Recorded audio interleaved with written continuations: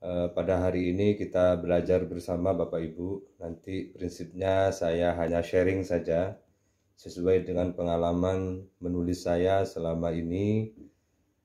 Saya konsen menulis buku maupun artikel dan bentuk-bentuk lain seperti opini itu sejak 2013.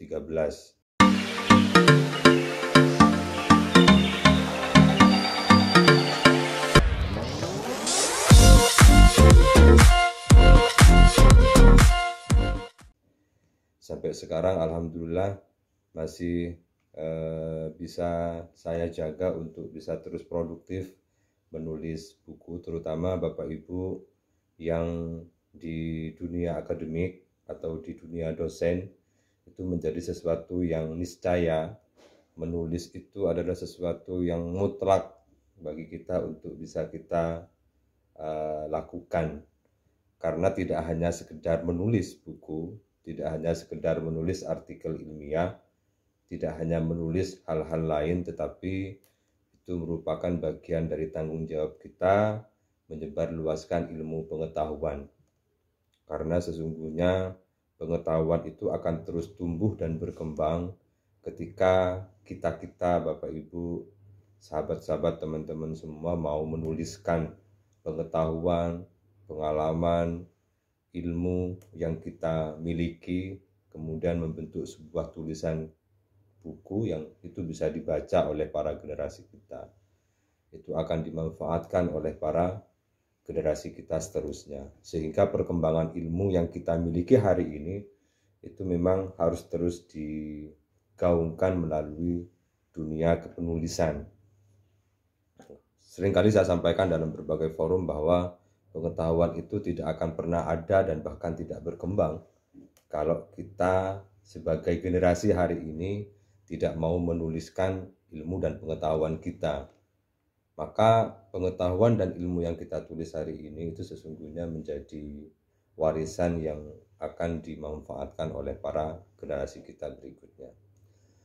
Bapak Ibu, dalam dunia kepenulisan atau di dunia akademik, penulisan buku itu banyak dikenal. Misalnya ada buku monograf, ada buku referensi, ada buku ajar, yang mana buku ajar juga ada mengatakan buku ajar itu buku teks dan seterusnya.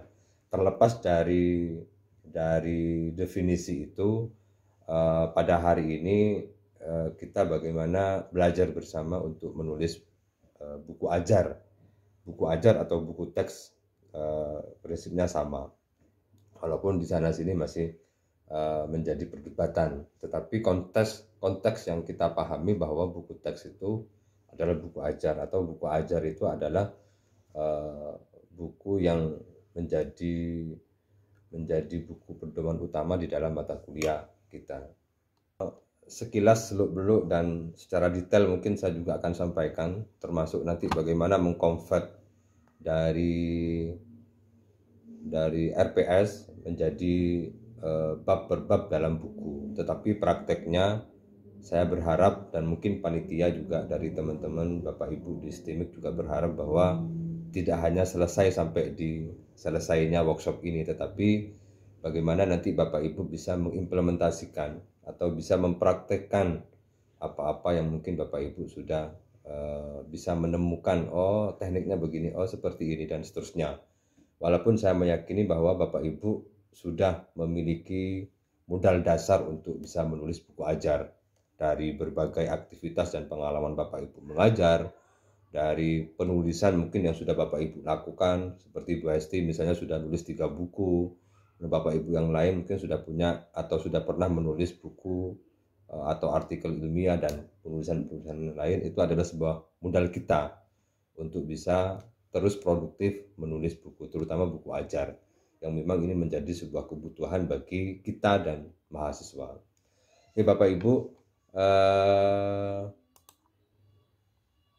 jadi dalam konteks hari ini, sekilas mungkin secara praktis saya akan memberikan semacam tips dan trik atau cara-cara mungkin praktis yang bisa Bapak Ibu lakukan di dalam menulis buku ajar. Jadi menulis buku ajar itu sebenarnya kalau saya menyamakan sama dengan kita ketika mengajar Bapak Ibu. Jadi buku ajar itu prinsipnya adalah menjadi representasi kita ketika kita mengajar. Sehingga Bapak Ibu tidak usah terlalu bingung atau terlalu menyulitkan diri bahwa saya tidak bisa nulis buku ajar. Saya berat misalnya menulis buku ajar. Saya kesulitan dan seterusnya. Mindset begitu harus Bapak Ibu sudah hilangkan. Karena menulis buku ajar itu sama kita menjelaskan kepada mahasiswa ketika di kelas dengan materi-materi ajar kita. Pastinya Bapak Ibu memiliki bahan ajar untuk bisa mengajar. Maka dari itu sudah bisa diolah menjadi tulisan yang bisa dijadikan sebagai buku ajar. Karena dengan buku ajar itu sanad keilmuan kita kepada mahasiswa itu jelas. Menjadi bagian dari representasi kita ketika kita mengajar di kelas itu sama halnya ketika mahasiswa misalnya belajar di rumah dengan buku ajar yang kita tulis. Secara filosofis maupun secara psikologis, dengan adanya buku ajar itu lebih memberikan dampak yang lebih baik kepada mahasiswa untuk bisa belajar mandiri daripada hanya misalnya diberikan PowerPoint-nya atau hanya diberikan misalnya materi-materi atau tema-temanya dan seterusnya. Karena dengan buku ajar mahasiswa bisa lebih paham. Begitu juga dengan konteks-konteks pemahaman yang belum dipahami oleh mahasiswa di kelas misalnya, itu juga bisa dipelajari dari buku-buku dosennya. Pun juga saya sering menyampaikan dalam beberapa kesempatan bahwa sangat disayangkan kalau seandainya misalnya setiap dosen tidak punya buku ajar yang diampu, bahkan buku ajarnya menggunakan buku ajarnya orang lain misalnya.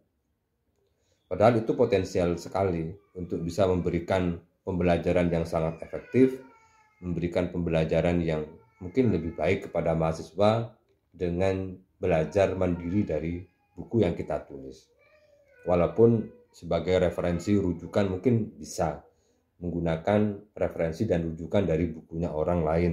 Tetapi secara prinsip di dalam pembelajaran mata kuliah A misalnya, maka kita sebagai dosen tentunya harus sudah punya buku ajar untuk bisa dipelajari secara mandiri oleh mahasiswa.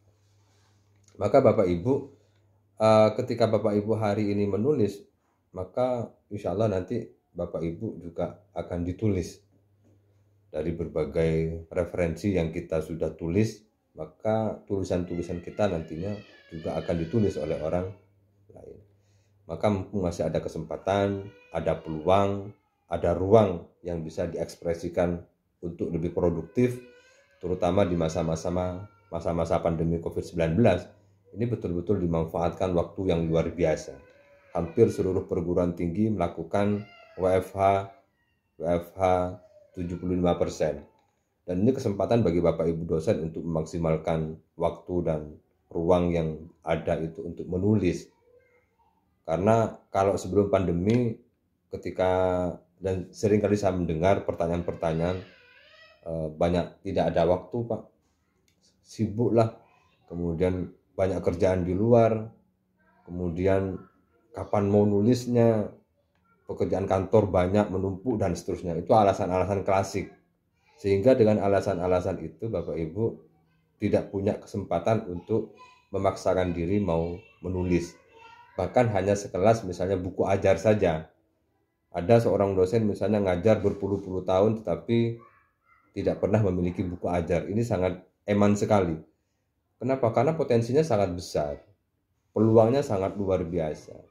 Modal kita itu sebenarnya sudah banyak. Tinggal bagaimana kita mau memberanikan diri untuk mau menulis, mau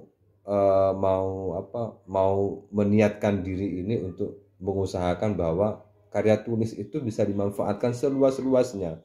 Mungkin juga tidak hanya untuk mahasiswa kita, juga oleh mahasiswa yang lain. Atau tidak hanya untuk mahasiswa, juga bisa untuk dosen misalnya, untuk pegangan, untuk menjadikan pendampingan atau perbandingan atau mungkin sebagai perbandingan atau penyandingan bisa saja. Jadi manfaatnya buku itu sangat luar biasa Bapak Ibu. tidak hanya dilihat dari kan hanya buku ajar misalnya, hanya dipakai untuk di kelas-kelas, tidak hanya seperti itu, tapi banyak manfaat yang mungkin Bapak Ibu belum merasakan. Begitu luar biasanya dampak positif dan impact dari buku itu bisa mempengaruhi pola pikir mahasiswa, mampu memberikan pemahaman yang komprehensif kepada mahasiswa dan seterusnya. Karena menulis itu banyak unsur-unsur kebaikannya, kemanfaatannya, dan keberkahannya yang mungkin akan mengalir bagi kita semua nanti ketika kita sudah tiada. Karya-karya kita akan terus menemani para mahasiswa kita belajar, sekalipun mereka sudah lulus, sekalipun mereka sudah bekerja, tetapi buku-buku kita selalu dibaca oleh mereka. Dan begitu juga seterusnya akan menjadi amal jariah yang tidak pernah putus. Karena dari buku itu nilai-nilai kebaikan menjadi bagian dari kebaikan yang kita lakukan dan terus menjadi amal kebaikan yang terus mengalir menjadi kebaikan-kebaikan bagi diri kita dan keluarga kita. Bapak Ibu gak usah berpikir sempit tentang buku, tetapi harus berpikir luas bahwa buku ini memiliki dampak manfaat yang luar biasa.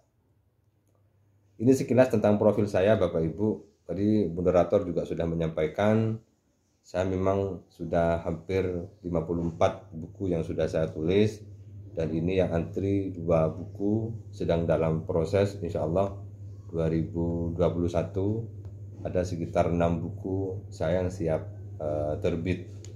Semoga kita terus produktif, karena memang menulis buku itu harus dimulai dari diri kita sendiri.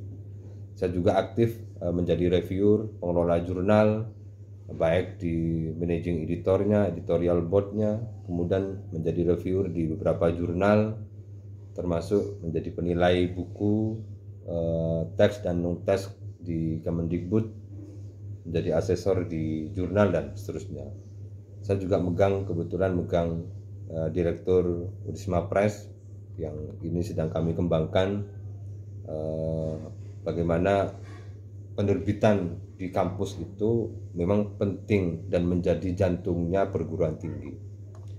Jadi kenapa banyak dosen-dosen, tadi Bu Esti juga sudah menyampaikan, bahkan hampir tidak tahu bagaimana proses penerbitan buku. Bukan karena tidak mampu menulis buku, tapi karena ketidaktahuan menerbitkan buku sehingga ia tidak menulis buku, atau menulis buku tapi hanya menulis di file-file yang kemudian tersimpan di laptop, karena tidak tahu cara bagaimana menerbitkan. Maka dengan adanya penerbitan di kampus itu menjadi motivasi bagi dosen untuk bisa terus produktif atau memberikan petunjuk bagi dosen-dosen mungkin untuk bisa menerbitkan buku. Dan saya berkecimpung dengan itu.